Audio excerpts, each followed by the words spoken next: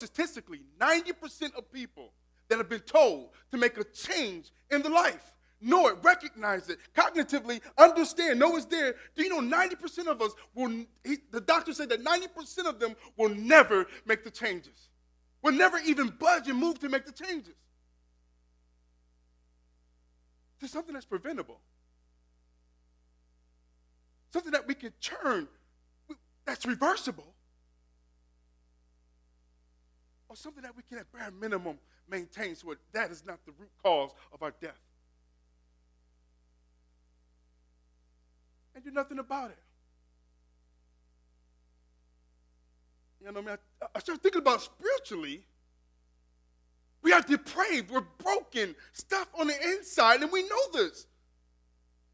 And we know that there's destructive behaviors, destructive things that's happening, that's moving while God is doing his thing, but yet we choose to just say no to change. Something that's preventable. Something that we can reverse.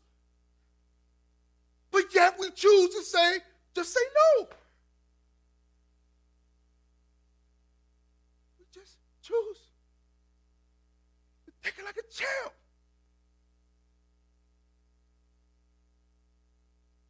I started searching the scripture. I'm like, why in the world do we feel this way? And it's found in Romans 7, and it's outlined.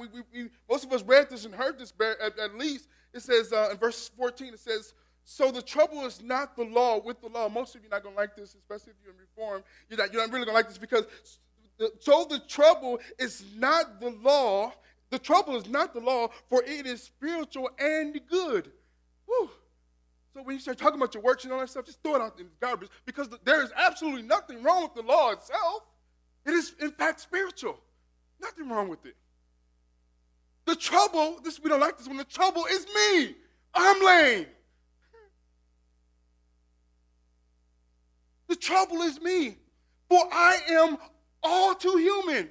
I have gone way over. God has made us mind, body, and spirit. He gave us access. He gave us something to cure our sin sickness in our spiritual side, in our humanity. But there's a war going on. But I am all too human. I am a slave.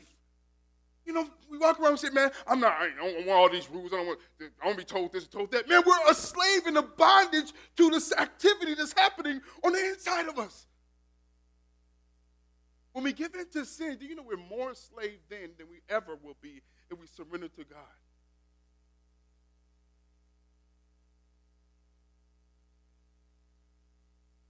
Check it out. I don't really understand myself, for I want to do what is right, but I don't do it. Instead, I do what I hate. Who knows what that one feel like? Let me read it again. It says, I really don't understand myself. I don't get this. For I want to do what's right. I know what's right. I know good, and I know this. I understand it, but I don't do it. Instead, I do what I hate. I'm doing the thing that I know that's self-destructing me. I know it's ripping me from the core. I know what it's doing, but yet I choose to do it. I make a conscious decision to do it.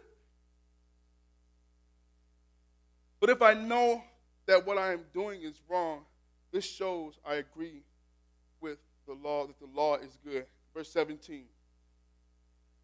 I am not the one doing wrong. It is the sin living in me that does it. You see, as the tectonic plates are moving, there's some nasty stuff that's happening. The tectonic plates moving by themselves, that's okay. But when you got lava stuff just wandering down there, when you got these bad boys, if they're just moving and going side by side, that's fine. But when they start to clash, you get something. You see that there's some stuff that's happening on the inside, at the core of who we are, of who God created us to be. There's some stuff happening on the inside where God is moving, but you better believe sin is alive. You better believe there's a war happening. There's a war happening.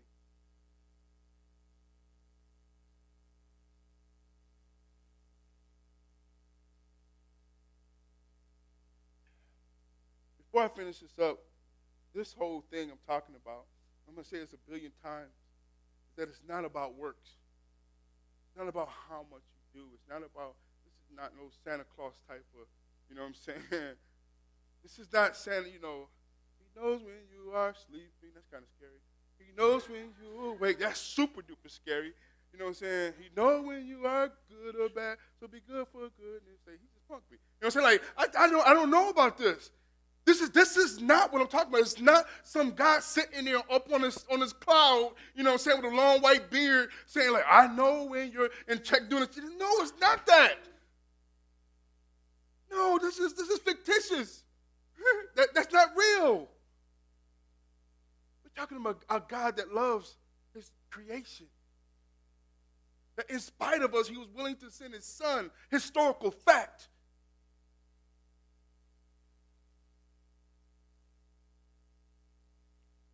We're talking about a God that's simply waiting for us to respond to what he's already doing. He's simply waiting for us to respond to what he's already doing. It's already in action.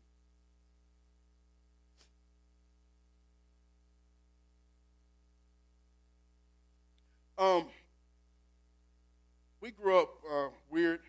At about 10 years old, my dad had us working out. No, I'm not talking about like, oh, yeah, just go downstairs. No. Full workout regimen. You know what I'm saying?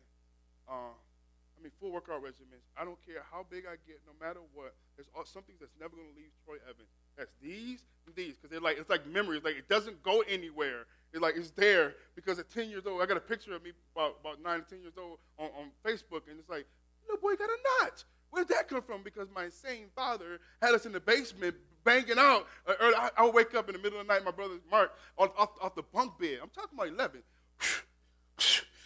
I'm like, man, what are you doing up there? You know what I'm saying? Like, that was our life. So I have in my mind, I have all these facts about wellness, because this is what I lived. About training and how to do things and how to metabolism. I just know too many of this stuff. But there's some little details about wellness and fitness. One misunderstanding is that the greatest piece that we have in terms of wellness is the amount of information that we have. If you know how metabolism works, if you know how your body's structured, your body, your mass body index, all that stuff, all that is a piece of it. If you know that information, that's cool. If you know how to work out, if you understand that you need to stretch the muscle, you change your workout so that you can surprise your muscles. So because you've been used to doing the same thing. You know some of this stuff. This is groovy. If you know how to do crunches versus doing full, why do crunches versus doing full sit-ups, and you understand what it does, you understand that you have to work the core part of any. Work your core, get your core strong, because about every exercise requires a core. You learn this stuff. This is cool. But I don't think those are the most important thing for wellness. Some of the most important things is setting a goal. Setting goals. We're talking about measurable goals, something that has numbers associated with it. We're talking about something that's within the timeline, something a realistic timeline. But I don't think that's the most important thing. This is my point. Here's the most important thing. Not only setting the goal of saying, well, man, I want my biceps to be this size, I want my chest to be this size. That's cool. But what some trainers would call an anchor, not only what you're doing, but why you're doing it is so critical. Why? Because after the numbers leave you, when you lost like 37 pounds and then you plateau and then you jump on a scale and that doesn't impress you anymore. Or you're going up when you want to go down, the numbers are it's going to fail you. But if you have something that's what in the fundraising world is called a heart tug, something that gets at the heart of the matter and makes you and moves you, and say, man, I want this wellness because of this. An anchor. Something that's deeper than some numbers. Something that's deeper than some quantifiable data. Something deeper than that. For me, I set a goal to lose 50 pounds. Right?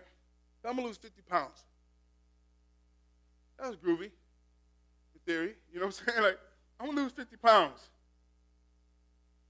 My motivation was because I know that once you get around 200, 205 pounds, the chances of diabetes goes way down for my body mass. Jabari told me the interesting information that I would probably never get under 200 pounds ever again. Thank you, Jabari. Because underneath all of this, there's a lot of muscle mass. You know? And it's just not going to happen that way. But that wasn't good enough. 50 pounds is just not good enough. Saying I'm going to do this or whatever is just not good enough. What I had to do is get an anchor to say, well, Troy, why do you want to lose? And then I started to think of what my doctor said. I said, no, I want to be alive. I already figured, it does nothing for me to know I want to be alive for Tony and Aaron. I feel like I'm going to be there when they get married. I feel like I'm going to be around for that. I already got a son that's getting married. I see that happening, so that really doesn't anchor me. But wait a minute, my little grandchildren. I think about Deshaun and Kyla and Rhea. I want to see them get older. I want to see them heart tug. Now that's a motivation.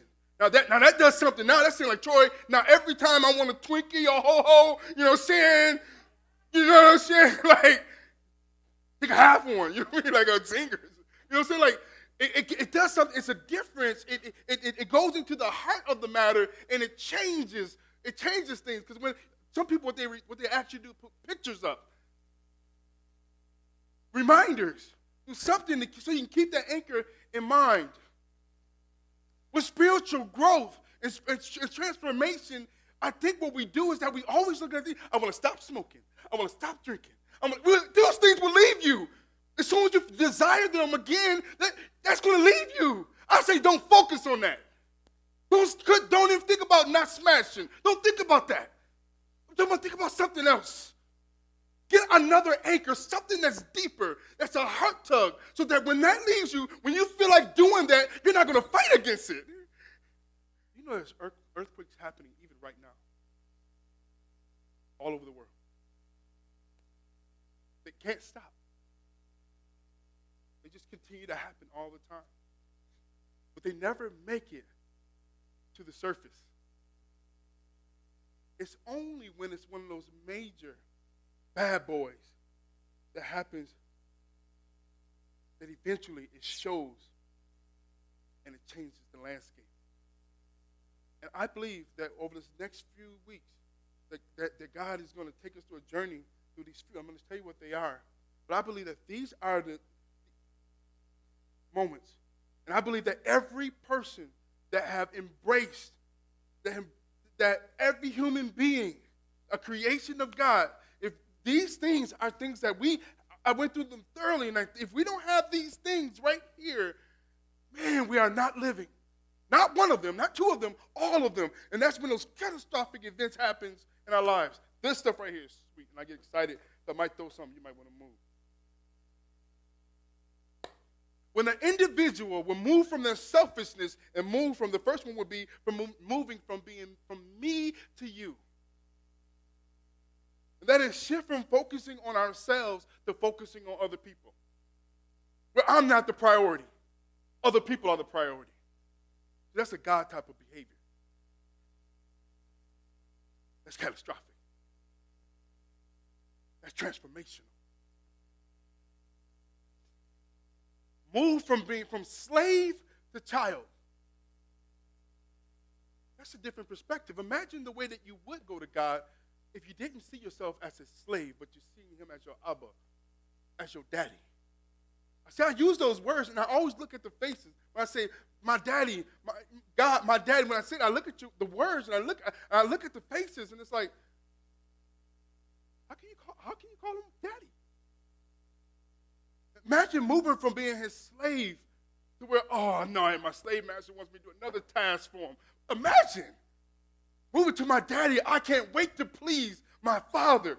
I can't wait to tell him. I can't wait for him to say, well done, my son. I'm proud of you.